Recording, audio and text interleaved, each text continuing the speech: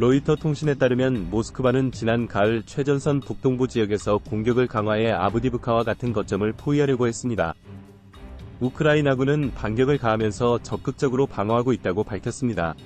우크라이나 지휘월 군사정보기관의 수장인 키릴로 부다노프는 국영TV에서 다음과 같이 발표했습니다. 러시아의 공격은 여전히 진행 중입니다. 이른 봄쯤에는 끝날 것입니다.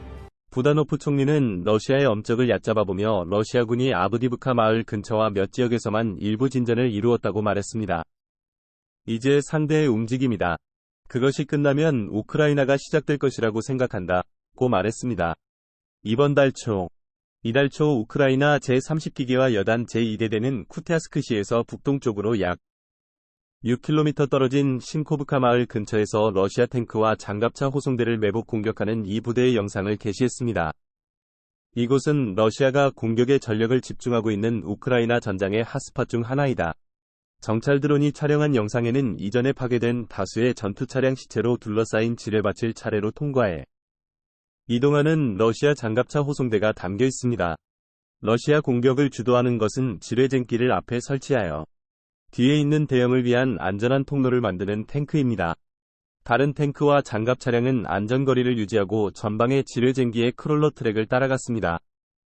그러나 호송대 전체가 매복에 돌입하자 선두 차량이 갑자기 우크라이나의 대전차 미사일 공격을 받아 격렬하게 폭발했습니다. 승무원 한 명은 숨을 곳을 찾기 위해 땅바닥을 기어가며 탈출했지만 공격을 받아 움직이지 못한 채 쓰러졌습니다. 막힌 호송 차량 3대과 같은 방식으로 후퇴하려 했으나 우크라이나 무인항공기가 호송 끝에 장갑차에 폭발물을 투하해 무력화시켰습니다. 이 꼬리 잠금 전술은 호송대 전체가 후퇴할 수 없게 만들었습니다. 일부 러시아 보병들은 장갑차에서 뛰어내려 근처 나무로 달려가 숨었습니다. 막힌 상황을 탈출하기 위해 남은 차량 2대는 위험을 무릅쓰고 옆으로 이동해야 했지만 각각 지뢰를 뛰어넘어 폭발했습니다.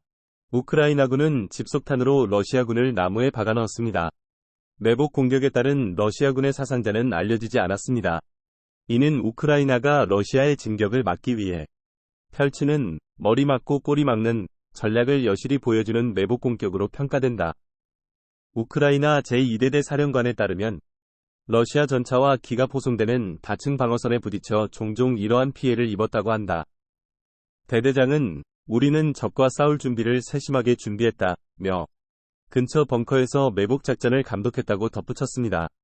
전장에서는 모든 것을 관찰할 수 있으며 탱크와 기타 많은 장갑 차량이 쉽게 공격 대상이 됩니다. 이는 2024년 이 어려운 한 해가 될 것이며 많은 손실이 있더라도 당사자들의 진전이 매우 느려질 것임을 의미합니다. 이러한 맥락에서 러시아와 우크라이나는 모두 새로운 인력과 장비를 추가하여 전력을 강화하려고 노력하고 있습니다. 우크라이나 최전선을 시찰한 독립군사분석가 프란츠 스테판 가디는 현재 전쟁 단계에서는 어느 쪽도 화력에서 결정적인 우위를 점할 수 없다고 말했습니다. 분석가들에 따르면 갈등의 다음 단계는 최전선에서 멀리 떨어진 지역에서 결정될 수 있습니다. 우크라이나의 주요 문제 중 하나는 러시아가 경제를 전시로 전환하는 동안 키예프를 지원하는 서방 국가들이 흔들리고 있다는 것입니다. 미국 의회는 국경 안보 논란으로 인해 우크라이나에 대한 재정 및 군사 지원 패키지를 아직 승인하지 않았습니다. 많은 관찰자들은 우크라이나에게 2023년은 우크라이나군이 여름 반격으로 몇 마을만 장악하고 수천 명의 군인을 잃은 전장에서 실망으로 가득 찬 해라고 말합니다. 이전에 키예프는 자신들이 통제하는 영토에서 러시아를 몰아내기를 바랐습니다.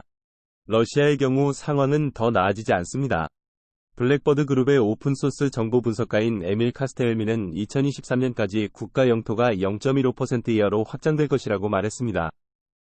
이 분석가에 따르면 러시아에는 포신 등 일부 핵심 장비가 부족한 것으로 보이며 러시아의 정밀 포병 사격 공격이 우크라이나의 방어 계획을 방해할 수 있다는 증거는 거의 없습니다.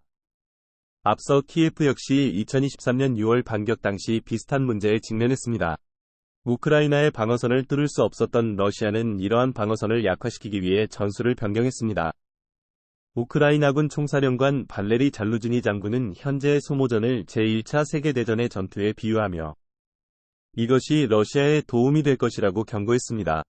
잘루즈니 총리는 러시아가 군사력을 재건해 결국 우크라이나 군대를 위협할 수 있다고 말했습니다. 시리아 국영통신사 SANA는 같은 날 수도 다마스쿠스 남부에서 이스라엘의 공격으로 이란 고문들이 사망했다고 말했습니다. 로이터 통신에 따르면 시리아가 자국 영토에 대한 이스라엘의 공격으로 이란의 사상자가 발생했다고 인정한 것은 이번이 드문 일이다. 시리아 국영통신사는 사상자 수를 구체적으로 밝히지 않았습니다. 이후 업데이트에서 통신사는 이란 고문에 대한 언급을 삭제하고 사상자만 언급했습니다. 한편 AFP 통신은 라미 압델라흐만 시리아 인권관측소 소장의 말을 인용해 이스라엘이 시리아 남부 다마스쿠스 남부 사이이다 제이나브 지역에 있는 헤즈볼라와 이란 이슬람 혁명 수비대 기지를 공격했다고 전했다. 친이란 무장 세력 등 7명 사망. 시리아 국방부는 이번 공격이 다마스쿠스 남부 여러 지역을 대상으로 13시경에 발생했다고 성명을 발표했습니다. 이번 사건으로 이란 고문관 외에도 민간인 사상자와 기타 물질적 피해도 발생했다. 이란 언론은 이란 경비대가 이라크 북부 아르빌의 반자치 쿠르드 지역에 있는 이스라엘 정보본부를 탄도미사일로 공격해 파괴했다고 보도했다.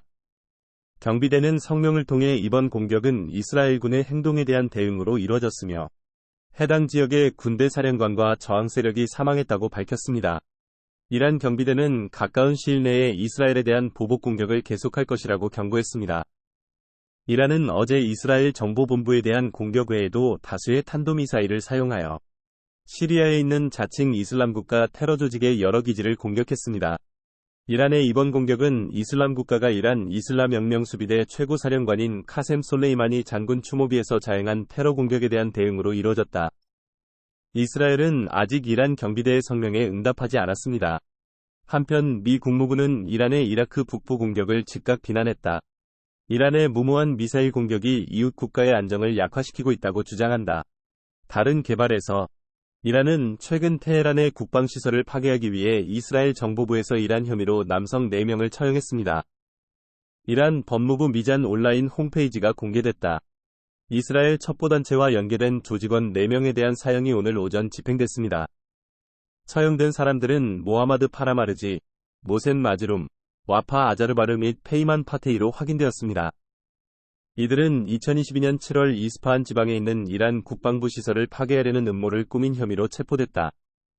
기소장에 따르면 이들은 약 1년 반 전에 이스라엘 모사드 정보국에 모집돼 모사드 훈련 과정에 참여하기 위해 여러 아프리카 국가로 이송됐다. 그들은 2023년 9월에 사형을 선고받았습니다. 이란이 한 달 만에 이스라엘 요원을 처형한 것은 이번이 두 번째다.